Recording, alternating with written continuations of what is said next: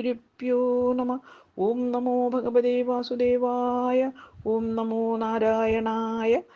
നാരായണീയം ദശകം 73 ശ്ലോകം 3-4.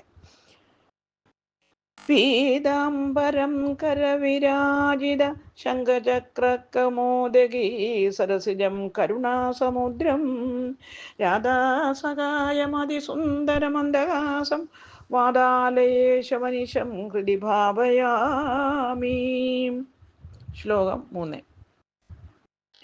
ചരമം പ്രകരേ പ്രതിഷ്ഠമാനഃ സഹപിത്ര നിജമിത്രമണ്ഡലൈച്ച പരിതാപപരം നിദംബിനീനാം സമയിഷ്യൻ വിമുജ സഹായമേകം.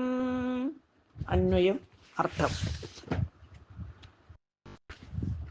ചരമപ്രഹരേ അവസാന യാമത്തിൽ പിത്ര നന്ദഗോപനോടും നിജമിത്രമണ്ഡലൈ തൻ്റെ മിത്ര സുഖത്തോടും കൂടി കൂടി പ്രതിഷ്ഠമാന യാത്ര പുറപ്പെട്ടവനായ അങ്ങേ നിദംബിനീനാം സുന്ദരിമാരായ ഗോപികമാരുടെ പരിതാപഭരം ദുഃഖാധിക്യം സമയിഷ്യൻ ശമിപ്പിക്കുന്നതിന് ആഗ്രഹമുള്ളവനായി ഏകം ഒരു സഖായം കൂട്ടുകാരനെ വ്യമുജു ഗോപികമാരുടെ സവിധത്തിലേക്ക് പറഞ്ഞുവിട്ടു. ഹരിവു.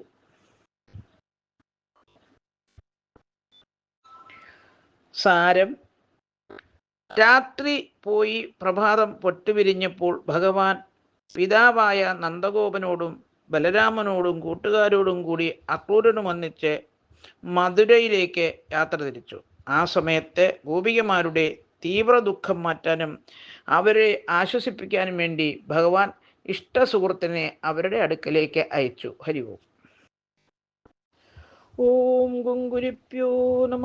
ഓം നമോ ഭഗവതേ വാസുദേവായ. ഓം നമോ നാരായണായ.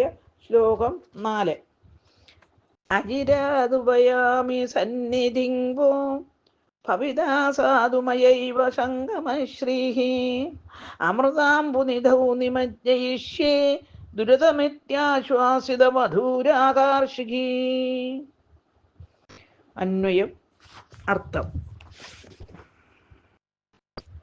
വഹ നിങ്ങളുടെ സന്നിധി സമീപം അജിരാൻ താമസിക്കാതെ ഉപയാമി വരുന്നതാണ് മയാ ഏവ എന്നാൽ സംഗമശ്രീ ഒന്നിച്ചു ചേരുന്നതിൽ ഉണ്ടാകാവുന്ന ഐശ്വര്യം സാധു നല്ലതുപോലെ ഭവിത ഭവിക്കും ദ്രുതം വേഗത്തിൽ അമൃതാംബു നിധൗ ഒന്നിച്ചു ചേർന്നാൽ ഉണ്ടാകുന്ന ആനന്ദാമൃത സമുദ്രത്തിൽ നിമജ്ജയിഷ്യേ ഞാൻ നിങ്ങളെ ആഴ്ത്തും. ഇതി പ്രകാരം വധുഹു ഗോപികമാരെ ആശ്വസിതാഹ ആശ്വസിപ്പിച്ചവരാക്കി ആകർഷി ചെയ്തു. ഹരിയോ.